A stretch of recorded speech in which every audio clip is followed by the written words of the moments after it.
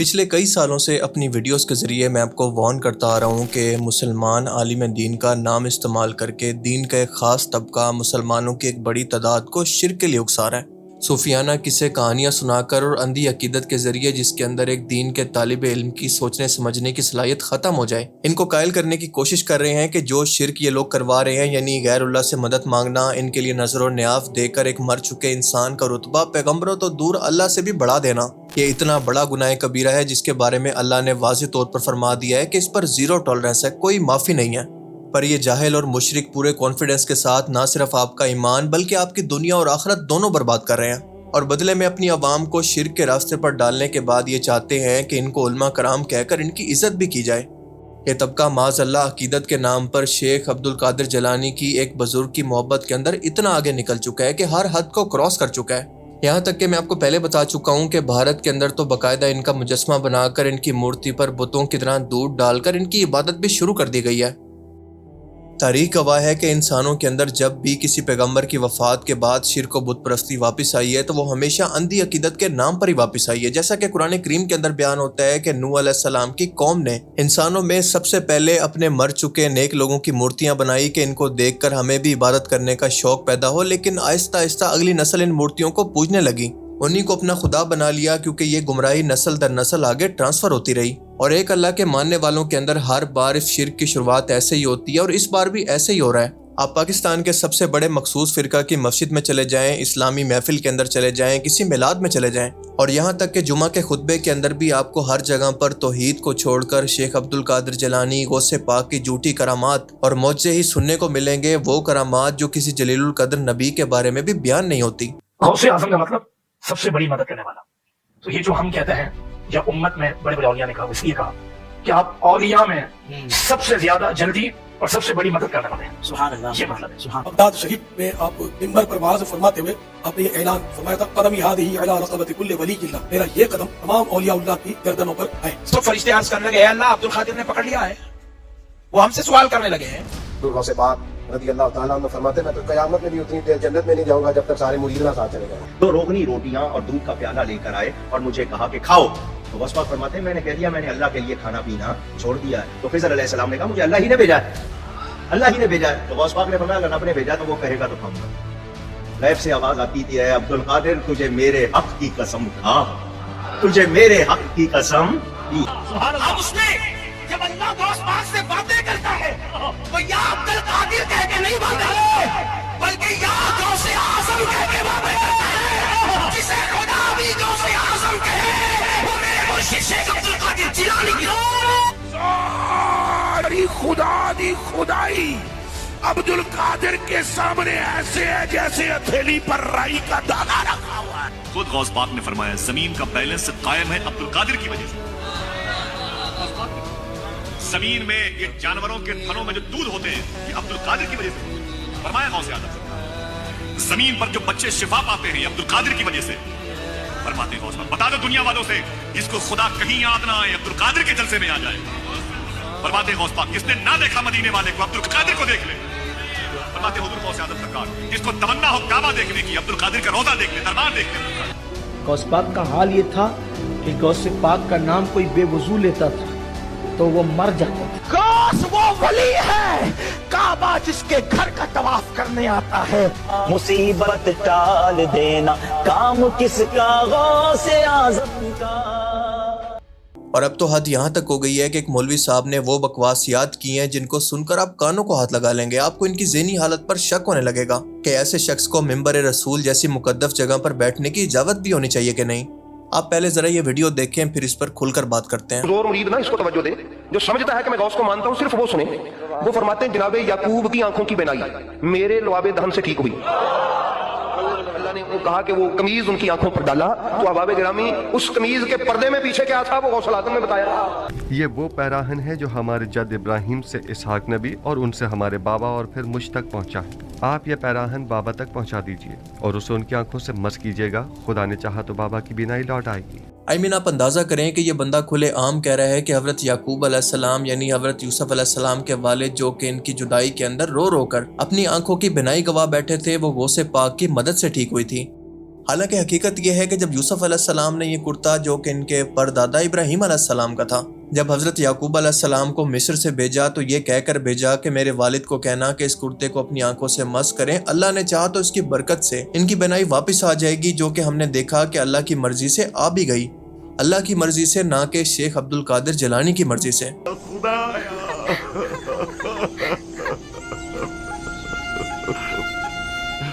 پھر آگے سنیں، وہ مزید کہتا ہے کہ جس طرح سے نبی کریم صلی اللہ علیہ وآلہ وسلم سفر معراج پر آسمانوں کی طرف گئے، بالکل اسی طرح سے شیخ عبد القادر جیلانی بھی جب چوتھے آسمان پر پہنچے تو وہاں پر انہوں نے حضرت ادریس علیہ السلام کے ساتھ ایک باغ کے اندر ملاقات کی اور وہیں پر رک گئے اور آج تک وہیں پر موجود ہیں۔ استغفر اللہ۔ مجھے اپنے مرشد کریم حضور غوث اعظم سرکار کی اس شان پہ ذرا بھی شک نہیں ہے۔ وہ چلے گئے اوپر معراج کرنے، تو وہ ایک باغ میں، وہ جو جنت کا باغ تھا، وہاں ٹھہر گئے، واپس نہیں آئے، آج تک وہی ہیں۔ حضور غوث پاک فرماتے ہیں، انا کنت مع ادریس، میں ادریس کے ساتھ تھا، اس کو اس جنت کے باغ میں بٹھایا، حضور غوث اعظم نے بٹھایا جنت کے باغ میں، ابھی غوث پیدا ہی نہیں ہوا، اس نے بٹھایا۔ آپ یقین کریں کہ یہ لوگ آہستہ آہستہ جا کر یہ ثابت کریں گے کہ وہ خدا دراصل اللہ نہیں ہے بلکہ غوث اعظم ہے، جو کہ انسانی صورت کے اندر زمین پر آیا تھا، بالکل ایسا ہی جیسا کہ آج کرسچن عیسیٰ علیہ السلام کے بارے میں مانتے ہیں۔ آپ دیکھ لینا، یہ اسی لائن پر چل پڑے ہیں، اور یہی وہ لوگ ہیں جو کہ فتنہ دجال کے سب سے بڑے ساتھی ہوں گے، اس کو کرامات دکھانے والا، معجزات دکھانے والا بزرگ مانیں گے۔ اگر آپ کو یقین نہیں آتا تو آگے سنیں، وہ کہتا ہے کہ کوہ طور پر حضرت موسیٰ علیہ السلام کے ساتھ بھی میں موجود تھا، اور موسیٰ علیہ السلام کے ہاتھ میں جو عصا تھا، جو ان کی طاقت تھی جس سے وہ معجزات کرتے تھے، مثال کے طور پر سمندر کے پانی کو 2 حصوں کے اندر تقسیم کرنا، اس کا اسدحہ بن جانا، یہ سب میری طاقت تھی، اللہ کی نہیں۔ استغفر اللہ۔ آپ اندازہ کریں کہ جس شرک سے تمام نبی پوری زندگی لوگوں کو باز رکھتے رہے، قرآن پاک بار بار اس کی سنگینی سے لوگوں کو ڈراتا رہا، ہمارے آخری نبی محمد رسول اللہ صلی اللہ علیہ وآلہ وسلم نے پوری زندگی اسی شرک کو ختم کرنے کے لیے کفار کی طرف سے دی جانے والی تکلیفیں، مصیبتیں، پتھروں کی بارش اور بھوک کو بھی برداشت کیا۔ اسی نبی کی امت کی ایک بڑی تعداد کی حالت دیکھ لیں کہ ان کو توحید کا پتہ ہی نہیں ہے۔ یقین کریں اگر یہ امت آخری امت نہ ہوتی اور اس کا فیصلہ قیامت کے دن نہ ہونا ہوتا تو اب تک ان کے اعمال کی وجہ سے اس پوری امت پر عذاب آ چکا ہوتا، کیونکہ اللہ پاک خود قرآن پاک کے اندر واضح طور پر فرماتا ہے، جس کا مفہوم ہے کہ جس طرح کا جھوٹ یہ مشرک اللہ پر بولتے ہیں کہ نعوذ باللہ اللہ نے بیٹا جنا یا پھر اللہ کا بیٹا ہے، جھوٹ کی وجہ سے پہاڑ بھی ریزہ ریزہ ہو جاتے ہیں۔ اس کا مطلب ہے کہ ان لوگوں کے دل اس پتھر سے بھی زیادہ سخت اور مردہ ہو چکے ہیں۔ توحید سے آری لوگ، قبروں کے آگے سجدہ کرنے والے یہ لوگ اپنے بزرگوں کی محبت اور اندھی تقلید کے اندر بالکل اندھے ہو چکے ہیں، بالکل ایسے ہی جیسے بنی اسرائیل قوم ایک ٹائم کے اندر بچڑے کی محبت کے اندر ہو گئی تھی، اور اسی طرح سے ان لوگوں کو بھی شیطان نے عبد القادر جیلانی کی محبت کے اندر اندھا کر دیا ہے۔ اب یہ جو صاحب ہیں یہ ویسے تو اہل بیت سے محبت کرنے والے ہیں، ان کا دفاع بھی کرتے ہیں، حضرت علی کی شان کو بھی بیان کرتے ہیں، لیکن ساتھ ساتھ اس طرح کی جھوٹی کرامات اور گمراہ کن نظریات سے لوگوں کو گمراہ بھی کرتے ہیں، صرف اس لیے تاکہ ان کا فرقہ بچا رہے۔ ذرا ان کی توحید کا لیول دیکھیں کہ یہ کیسے آپ کو لاجیکلی یہ ثابت کر رہے ہیں کہ اللہ کا ایک بندہ ایسا بھی ہے جو کہ نہ نبی ہے نہ رسول۔ وہ بڑے کانفیڈنس کے ساتھ کہتا ہے کہ نہ فرشتے اس کی شان کو جانتے ہیں نہ نبی، بس اللہ جانتا ہے۔ دراصل اللہ نے اس کو صرف اپنے لیے پیدا کیا ہے، نہ حوروں کے لیے نہ جنت کے لیے۔ نبیوں اور رسولوں کے علاوہ میرے کچھ بندے ایسے ہیں، میں نے ان کو جنت کے لیے بنایا نہیں، میں نے وہ جنت کے لیے نہیں بنائے، اور نہ میں نے وہ جہنم کے لیے بنائے، نہ وہ میں نے ثواب کے لیے بنائے، نہ وہ میں نے عطاب کے لیے بنائے، نہ وہ میں نے حوروں کے لیے بنائے، نہ وہ میں نے غلمانوں کے لیے بنائے۔ کن کے لیے؟ ہم اپنے لیے، بس اپنے لیے، وہ کسی کے نہیں ہے، کسی حور کا ان پر کوئی حصہ نہیں، ثواب و عذاب والا کوئی کھاتا نہیں ہے، کس کا کتنا ثواب، کس کو کتنی سزا، کس کو، ورنہ یہ ان کے بارے میں بحث ہی نہیں ہے، یہ ان کے بارے میں بحث ہے ہی نہیں۔ ایسے بھی بندے ہیں میرے، اے میرے غوث اعظم، آگے فرمایا فتوبہ، اے میرے غوث، خوشخبری ہے ان کے لیے۔ آگے میری اور آپ کی بات سنیں،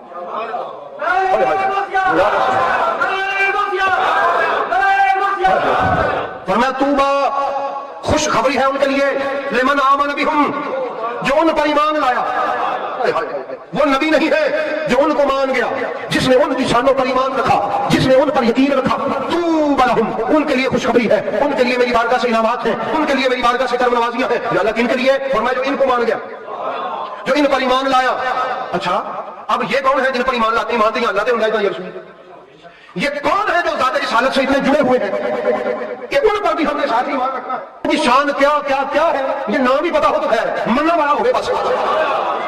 मानने वाला हो, इतनी उनकी शानें हैं। उसके बाद इरशाद फरमाया सुम्मा क़ाल अली, फिर इतनी बातें करने के बाद मुझसे कहा या गौस आज़म, ऐ वलियों में बड़े गौस सुन, व अंत मिनहुम, उनका तारुफ ये है कि उनमें से एक तू है।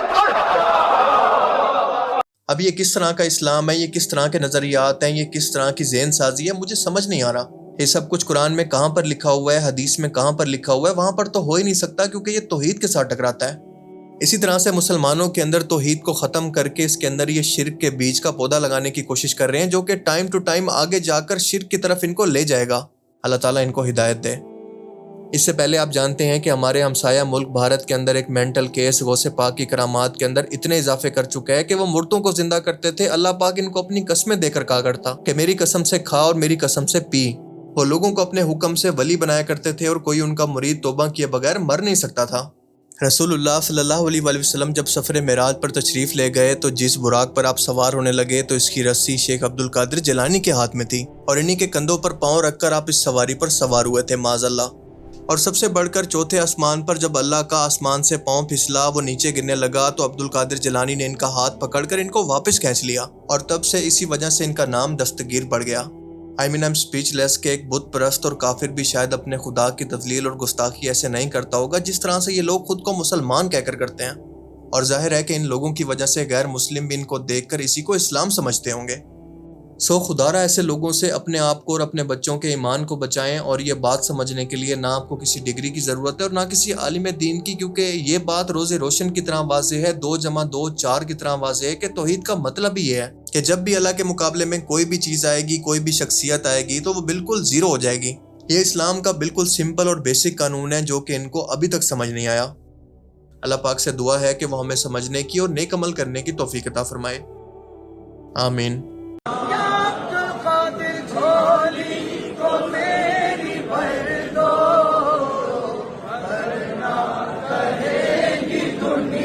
क्या वो ऐसों को शरीक बनाते हैं जो कुछ भी पैदा नहीं कर सकते और खुद पैदा किए जाते हैं?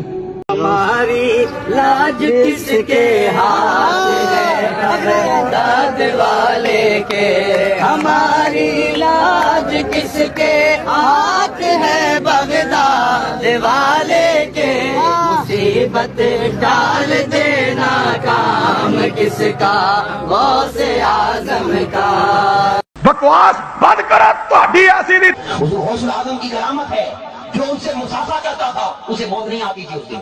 अच्छा, क्या आप अपने शागिर्दों को बढ़ाते थे और मौत में उन्हें कभी कहते थे मर जाओ, तो सारे मर जाते थे।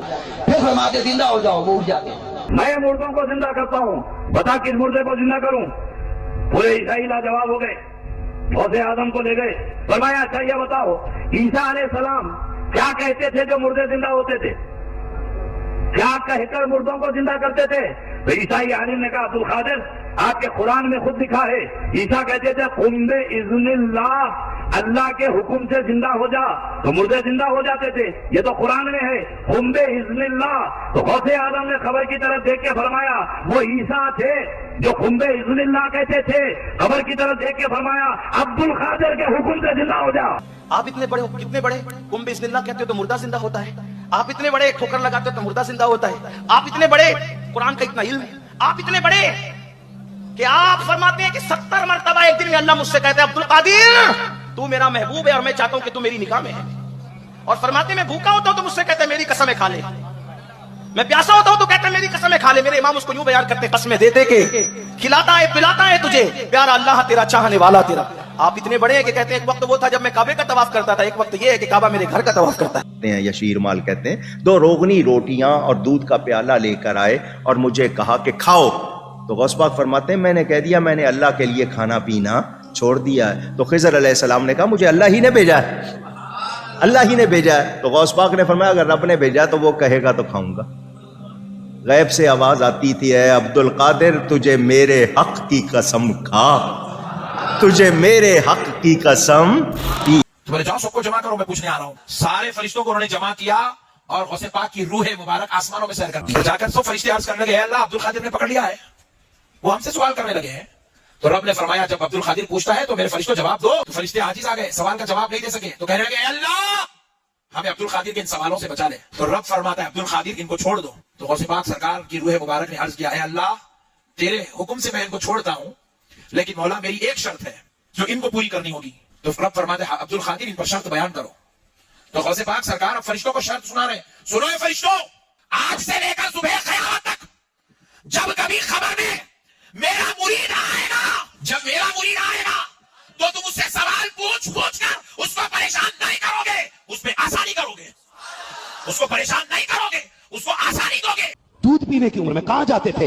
मुस्कुरा के कहने लगे माँ जब छलांग लगाता था तो मैं सूरज के अंदर चला जाता था। आदम दस्तगीर पीराने पीर रदी अल्लाह ताला इरशाद फरमाते हैं कि मैं वो हूं कि जब तक मैं किसी को इजाजत नहीं देता उस वक्त तक उसकी जबान पर मेरा नाम नहीं आता, जब मैं चाहता हूं तब लोगों की जबान पर मेरा नाम आता है। गौसे पाक का नाम कोई बेवजू लेता था तो वो मर जाता था। कि अगर सारी दुनिया के झाड़ के पत्तों को, सारी दुनिया के झाड़ों के पत्तों को अगर वलफ बना दिया जाए और सारी दुनिया के झाड़ों की दगालियों और शाखों को खलम बना दिया जाए, पूरे जमीन वालों आसमान वालों को गौसे आजम की तारीफ और करामात लिखने में लगा दिया जाए तो शाख खत्म हो जाएगी, पत्ते खत्म हो जाएंगे, मगर गौसे आजम की शान और अजमत खत्म नहीं होगी। अल्लाह ने गोया क्या फरमाया, तू अब्दुल कादिर है, मैं अल कादिर। अल कादिर के माने जो सब कुछ कर सकता है।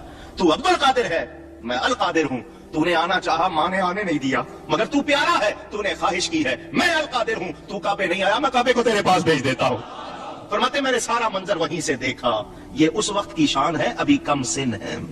अभी फिर वो वक्त भी आया जब आप गौसियत के मकाम पर फाइज हुए, फरमाया काबा मेरे हुजरे का तवाफ करता। विलायत में शान क्या है, मेरे आका मेराज पे चले, मेरे हुजूर मेराज पे चले, मेरे सरकार मेराज पे चले, आका मेराज पर चले। कहाँ पहुंचे? सिदरा के आगे। सिदरा के आगे जब हुजूर गए और वहां किसी की रूह जवान की मौजूद है, हुजूर काबा कौसैन में जाना चाहते हैं, वो जवान अपनी गर्दन पेश करता है, हुजूर कदम रख करके चले जाते हैं और अल्लाह से पूछते अल्लाह ये था कौन? रब ने फरमाया हबीब, ये जो खूबसूरत जवान जिसके कंधों पे पैर रख करके आप ऊपर की बुलंदियों पे आए हैं, इसका नाम अब्दुल कादिर जिलानी है। इरशाद फरमाते हैं कि सरकार गौसे पाक के जिस्म पे मक्खी नहीं बैठती थी, गौस पाक के जिस्म पे मक्खी नहीं बैठती। और जब आप बौलो बराज करते थे, जब आप रफ़े हाजत करते थे तो जमीन उसको निगल लेती थी।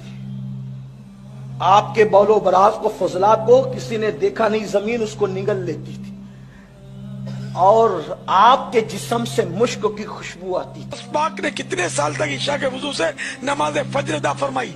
तो 40 साल तक ईशा के वजू से फजर की नमाज पढ़ेगा कौन? रहा रब करीम के बंदे 40 साल तक ईशा के वजू से फजर पढ़ के चले भी गए। ईशा के वजू से सुबह की नमाज पढ़ लेते। 40 साल ईशा के वजू से फजर पढ़ी। सैयदना गौसे आजम पैदा होकर वली नहीं बने, पैदा ही वली हुए हैं। आपने पैदा होते ही रोजे रखे,